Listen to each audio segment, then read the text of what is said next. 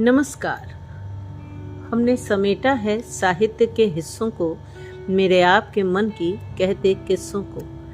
मैं हूँ ममता सिंह देवा और आपके समक्ष उपस्थित हूँ लेकर आधुनिक हिंदी और उर्दू के प्रसिद्ध लेखक कृष्णचंद्र जी की कहानी, जिसका शीर्षक है पूरे चांद की रात। अप्रैल का महीना था। बादाम की डालियां फूलों से लद गई थीं और हवा में बर्फीली खुनकी के बावजूद बहार की लताफत आ गई थी। बुलंदो बाला तंगों के नीचे मखमली धूप पर कहीं कहीं बर्फ के टुकड़े सफेद फूलों की तरह खिले हुए नजर आते थे। अगले माह तक ये सफेद फूल इसी धूप में जज्ब हो जाएंगे और धूप का रंग गहरा सब्ज हो जाएगा और बादाम की शाखों पर हरे हरे बादाम पुखराज के नगीनों की तरह झिलमिलाएंगे और नीलंगू पहाड़ों के चेहरे से कोहरा दूर होता जाएगा और इस झील के पुल के पार पगडंडी की खाक मुलायम भेड़ों की जानी पहचानी बास से झंझना उठेगी और फिर इन बुलंदो बाला तंगों के नीचे चरवाहे भेड़ों के जिस्मों से सर्दियों की पली हुई मोटी मोटी गफ ऊन गर्मियों में उतरते जाएंगे और गीत गाते जाएंगे। लेकिन अभी अप्रैल का महीना था। अभी तंगों पर पत्तियां न फूटी थीं। अभी पहाड़ों पर बर्फ का कोहरा था। अभी पगडंडी का सीना भेड़ों की आवाज में गूंजा न था। अभी सम्मल की झील पर कंवल के चिराग रोशन न हुए थे।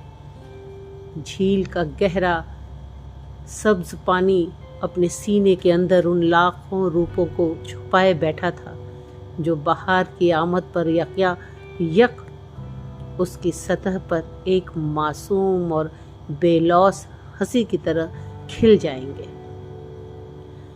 पुल के किनारे किनारे बादाम के पेड़ों की शाखों पर शगुफे चमकने लगे थे। अप्रैल में ज़मिस्तान की आखिरी शब में जब बादाम के फूल जागते हैं और बहार के नकीब बनकर झील के पानी में अपनी किश्तियां तैराते हैं, फूलों के नन्हे नन्हे शिकारे सतह आप पर रक्सा और लर्जा बहार की आमद के मुंतजिर हैं। पुल के जंगले का सहारा लेकर एक अरसे से उसका इंतजार कर रहा था। सह पहर खत्म हो गई। शाम आ गई। झील वलर को जाने वाले हाउस बोट पुल की संगलाखी मेहरबानों के पीछे में से गुजर गए और अब वो उफुक की लकीर पर कागज की नाव की तरह कमजोर और बेबस नजर आ रहे थे। शाम को किरमजी रंग आसमान के इस किनारे से उस किनारे तक फैलता गया और किरमजी से सुरमई और सुरमई से स्याह होता गया, हत्ता कि बादाम के पेड़ों की कतार की ओट में पगडंडी भी सो गई और फिर रात के सन्नाटे में पहला तारा किसी मुसाफिर के गीत की तरह चमक उठा। हवा की खुनकी की तेज तर होती गई और नथने उसके बर्फीले लम से सुन हो गए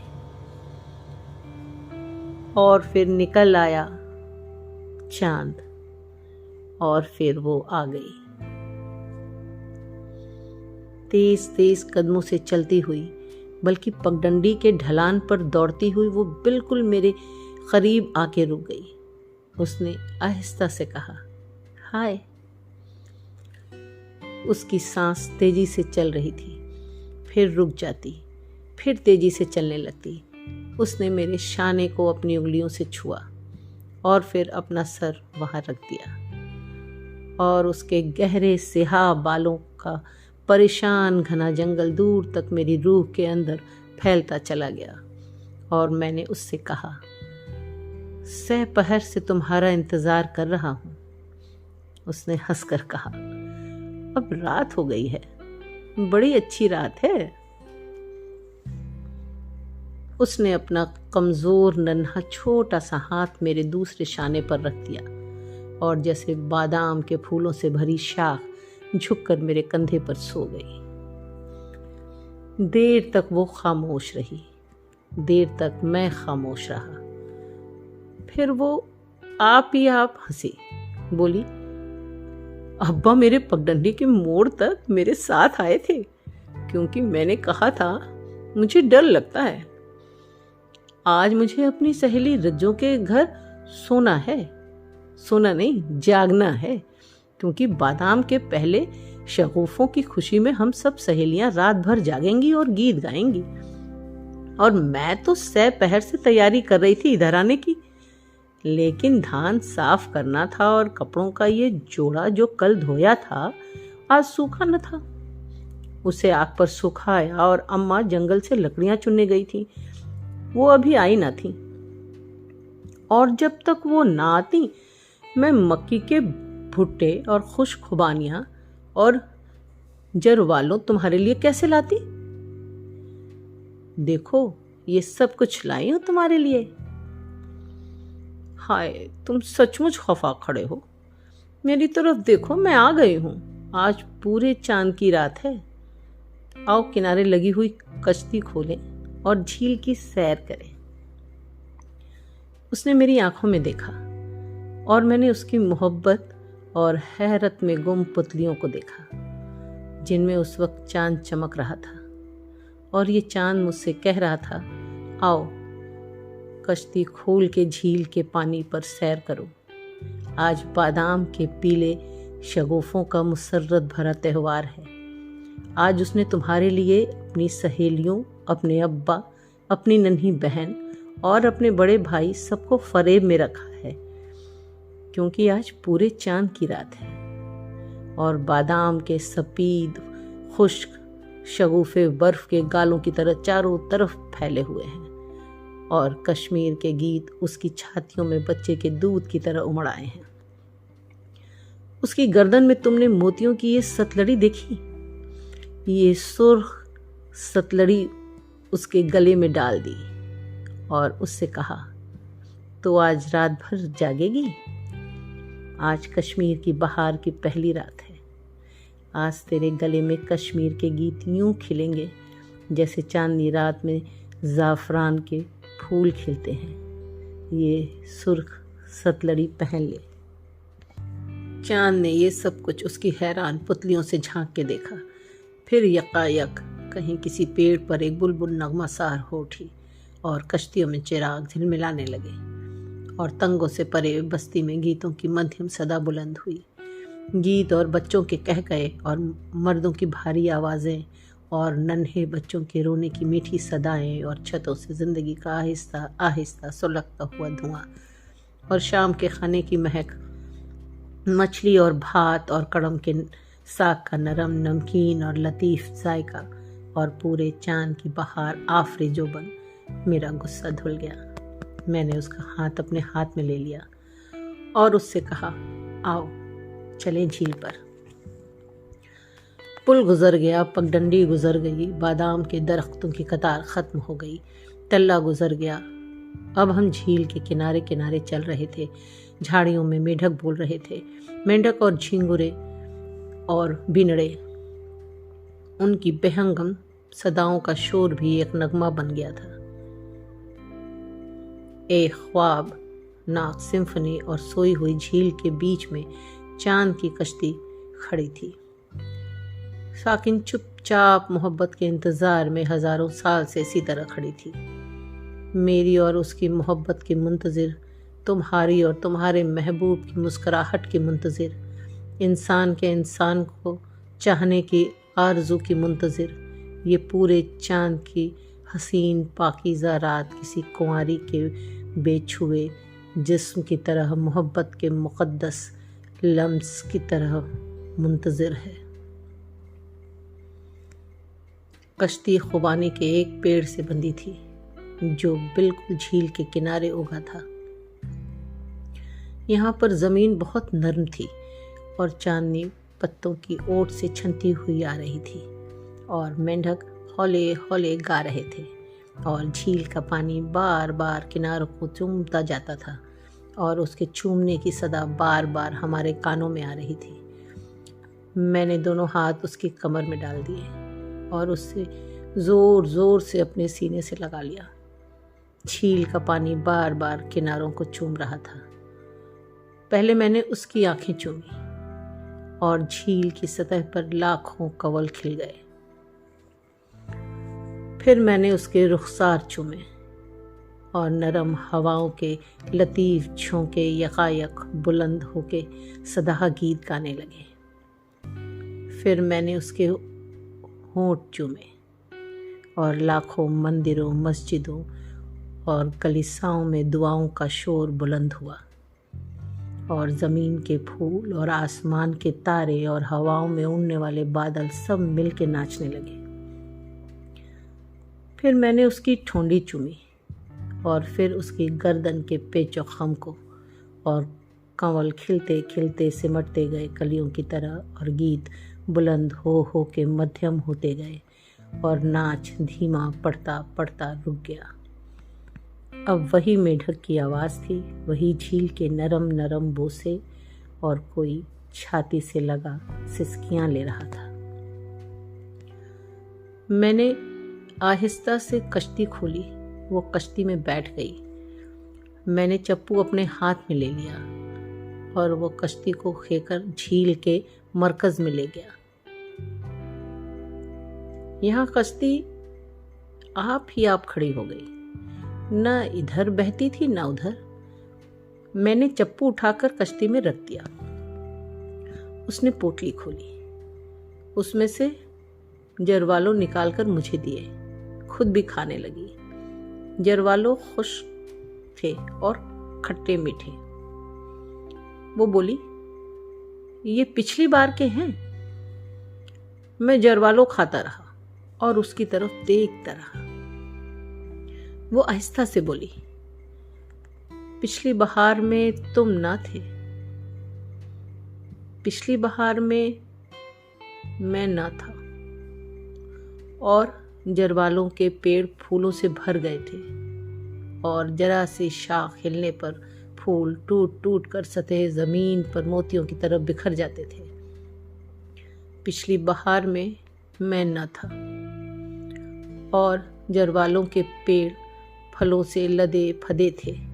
सब्ज सब्ज जरवालों, सख्त खट्टे जरवालों जो नमक मिर्च लगा के खाए जाते थे और ज़बान सी सी करती थी और नाक बहने लगती थी, और फिर भी खट्टे जरवालों खाए जाते थे। पिछली बहार में मैं न था और ये सब्ज सब्ज जरवालों पक के पीले और सुनहरे और सुर्ख होते गए और डाल डाल में मुसर्रत के सुर्ख शगुफे झूम रहे थे और मुसर्रत भरी आंखें, चमकती हुई मासूम आंखें उन्हें झूमता हुआ देखकर रक्स सा करने लगती। पिछली बहार में मैं न था और सुर्ख सुर्ख जरवालों खूबसूरत हाथों ने इकट्ठे कर लिए, खूबसूरत लबों ने उनका ताज़ा रस चूसा और उन्हें अपने घर की छत पर ले जाकर सूखने के लिए रख दिया कि जब ये जरवालों सूख जाएंगे, जब एक बहार गुजर जाएगी और दूसरी बहार आने को होगी, तो मैं आऊँगा और उनकी लज्जत से लुत्फ अंदोज हो सकूँगा। जरवालों खा के हमने खुश्क खुबानियाँ खाईं। खुबानी पहले तो बहुत मीठी मालूम होती, मगर जब दहन के लुआब में घुल जाती तो शहद और शक्कर का मज़ा देने लगती। नर्म नर्म बहुत मीठी है ये, मैंने कहा। उसने एक गुठली को दांतों से तोड़ा और खुबानी का बीज निकालकर मुझे दे दिया, खाओ। बीज बादाम की तरह मीठा था। ऐसी खुबानियां मैंने कभी नहीं खाई। उसने कहा, यह हमारे आंगन का पेड़ है। हमारे यहाँ खुबानी का एक ही पेड़ है, मगर इतनी बड़ी और सुर्ख और मीठी खुबानियाँ होती हैं उसकी कि मैं क्या कहूँ। जब खुबानियाँ पक जाती हैं तो मेरी सारी सहेलियाँ इकट्ठी हो जाती हैं और खुबानियाँ खिलाने को कहती हैं। पिछली बहार में और मैंने सोचा, पिछली बहार में मैं न था, मगर खुबानी का पेड़ आंगन में इसी तरह खड़ा था। पिछली बहार में वो नाजुक नाजुक पत्तों से भर गया था। फिर उनमें कच्ची खुबानियों के सब्ज और नोकीले फल लगने लगे थे। अभी इन खुबानियों में गुठली पैदा ना हुई थी और ये कच्चे खट्टे फल दोपहर के खाने के साथ चटनी का काम देते थे। पिछली बहार में मैं न था और फिर इन खुबानियों में गुठलियां पैदा हो गई थी और खुबानियों का रंग हल्का सुनहरा होने लगा था और गुठलियों के अंदर नरम नरम बीज अपने जायके में सब्ज बादामों को भी मात करते थे। पिछली बहार में मैं न था और ये सुर्ख सुर्ख खुबानियाँ जो अपनी रंगत में कश्मीरी दोशीजाओं की तरह सभी थीं और ऐसी ही रसदार सब्ज सब्ज पत्तों के झूमरों से झांकती नजर आती थी। फिर अल्लड़ लड़कियां आंगन में नाचने लगती और छोटा भाई दरख्त के ऊपर चढ़ गया और खुबानियाँ तोड़ तोड़ कर अपनी बहन की सहेलियों के लिए फेंकता गया। कितनी मीठी थी वो पिछली बहार की रसभरी खुबानियाँ जब मैं न था। खुबानियाँ खा के उसने मकई का भुट्टा निकाला। ऐसी सूंधी सूंधी खुशबू थी, सुनहरा सेका हुआ भुट्टा और करकरे दाने, साफ शफाफ मोतियों की सी जला लिए हुए और जायके में बेहद शरी। वो बोली, ये मिस्री मकई के भुट्टे हैं, बेहद मीठे। मैंने भुट्टा खाते हुए कहा। वो बोली, पिछली फसल के रखे थे घड़ों में छिपा के, अम्मा की आंख से ओझल।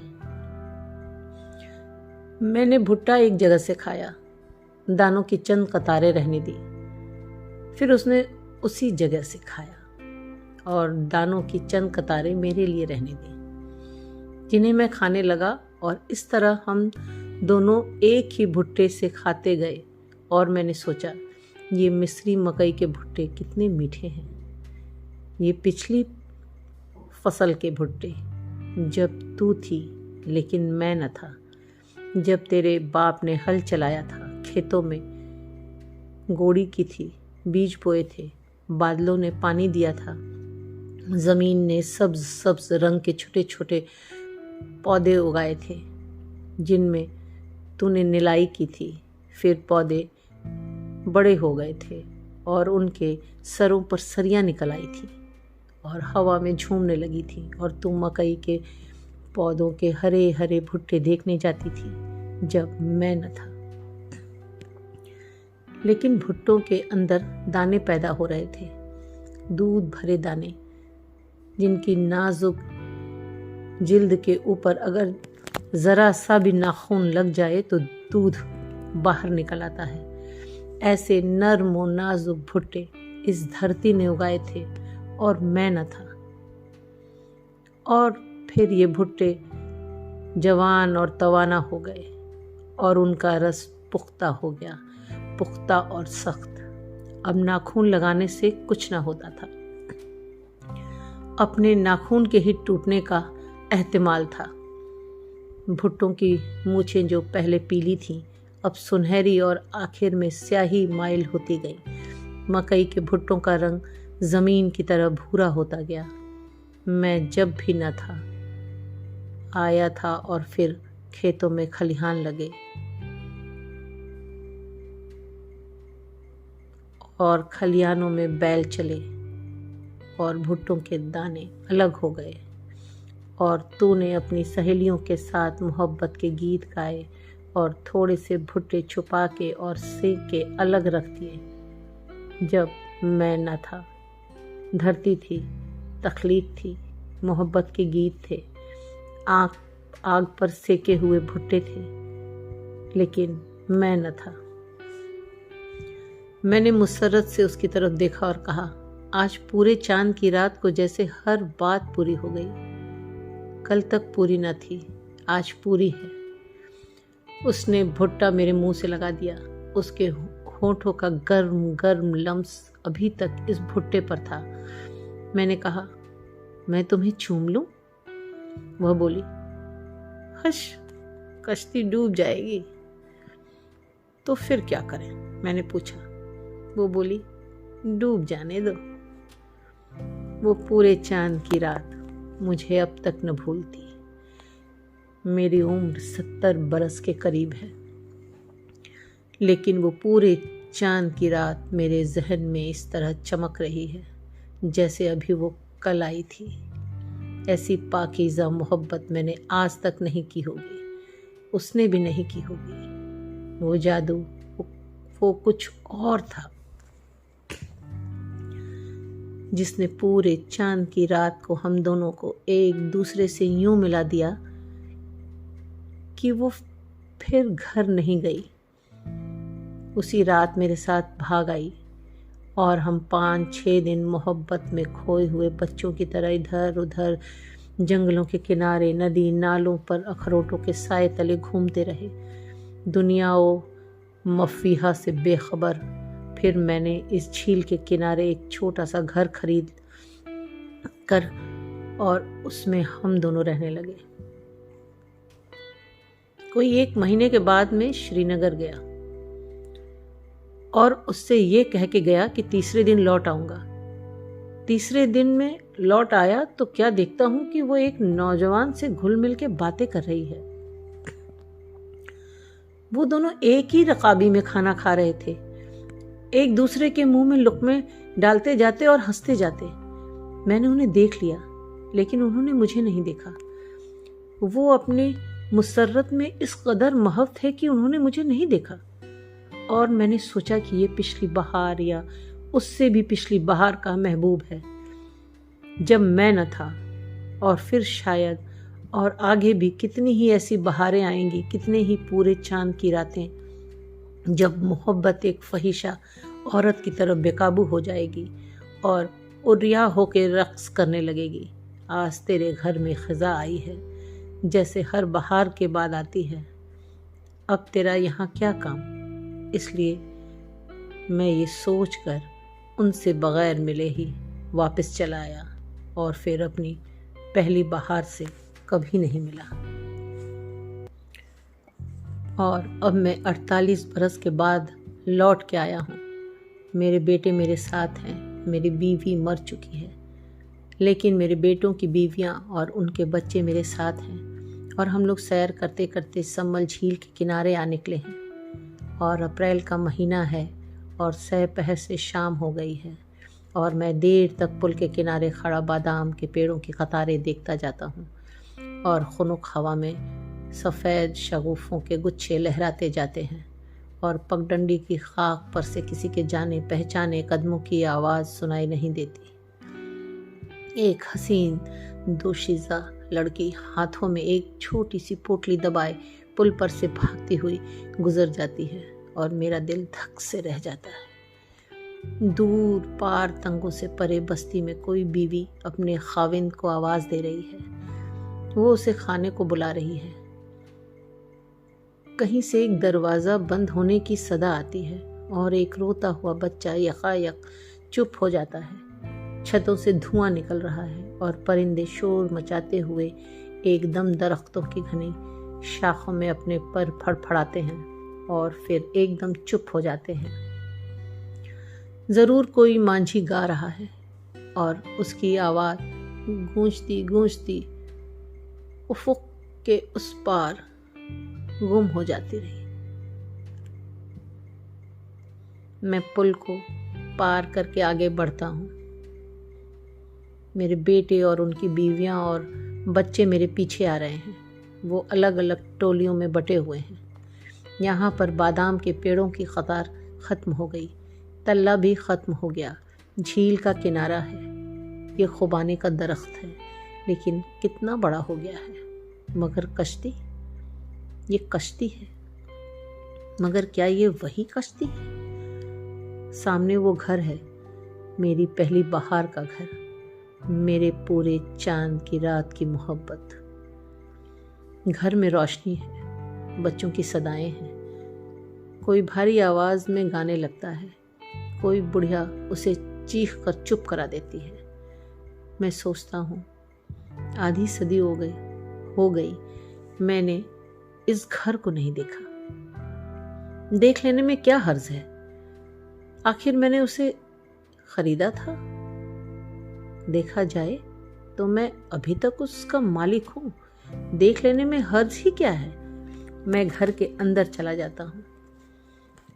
बड़े अच्छे प्यारे बच्चे हैं। एक जवान औरत अपने खाविंद के लिए रकाबी में खाना निकाल रही है। मुझे देखकर ठिठक जाती है। 2 बच्चे लड़ रहे थे, मुझे देखकर हैरत से चुप हो जाते हैं। बुढ़िया जो अभी गुस्सा में डांट रही थी, थम के पास आके खड़ी हो जाती है। कहती है, कौन हो तुम? मैंने कहा, ये घर मेरा है। वो बोली, तुम्हारे बाप का है? मैंने कहा, मेरे बाप का नहीं है, मेरा है। कोई 48 साल हुए मैंने इसे खरीदा था।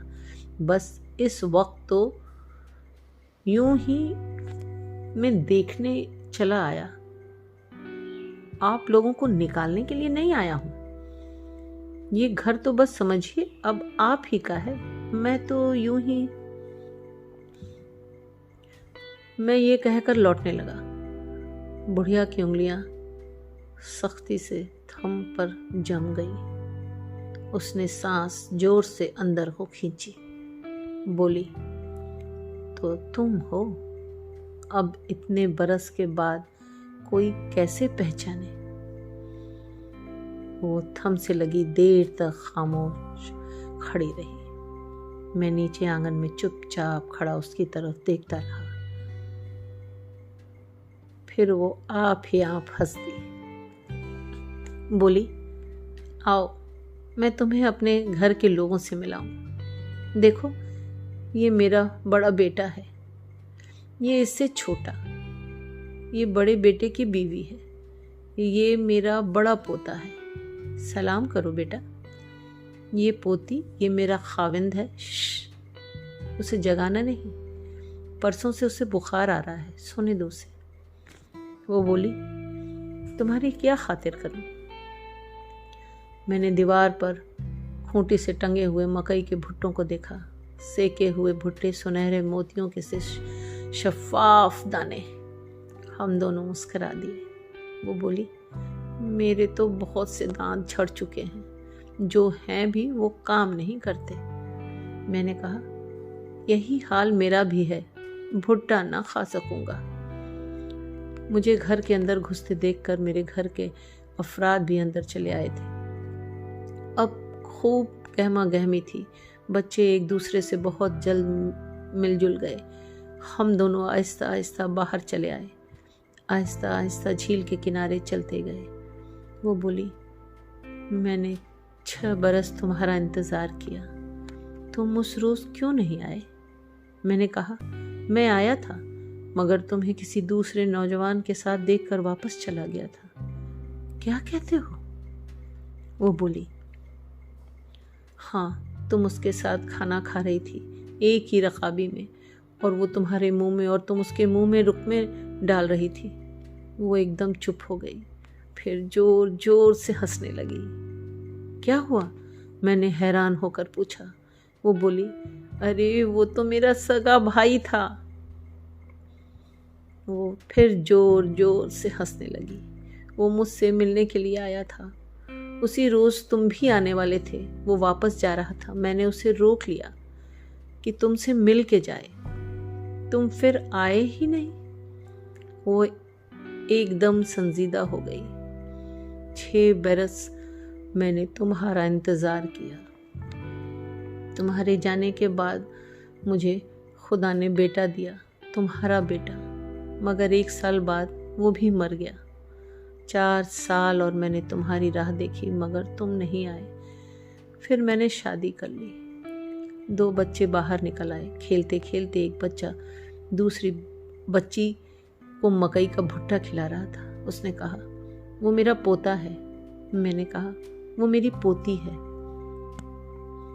वो दोनों भागते भागते झील के किनारे दूर तक चले गए। जिंदगी के दो खूबसूरत मुरक्के। हम देर तक उन्हें देखते रहे। वो मेरे करीब आ गई, बोली, आज तुम आए हुए हो तो मुझे अच्छा लग रहा है। मैंने अब अपनी ज़िंदगी बना ली है, इसकी सारी खुशियाँ और गम देखे हैं। मेरा हरा भरा घर है और आज तुम भी आए हो, मुझे ज़रा भी बुरा नहीं लग रहा है। मैंने कहा, यही हाल मेरा है। सोचता था ज़िंदगी भर तुमसे नहीं मिलूंगा, इसीलिए इतने बरस इधर कभी नहीं आया। अब आया हूँ तो ज़रा रत्ती भर भी बुरा नहीं लग रहा। हम दोनों चुप हो गए। बच्चे खेलते खेलते हमारे पास आ गए। उसने मेरी पोती को उठा लिया, मैंने उसके पोते को। उसने मेरी पोती को चूमा, मैंने उसके पोते को, और हम दोनों खुशी से एक दूसरे को देखने लगे।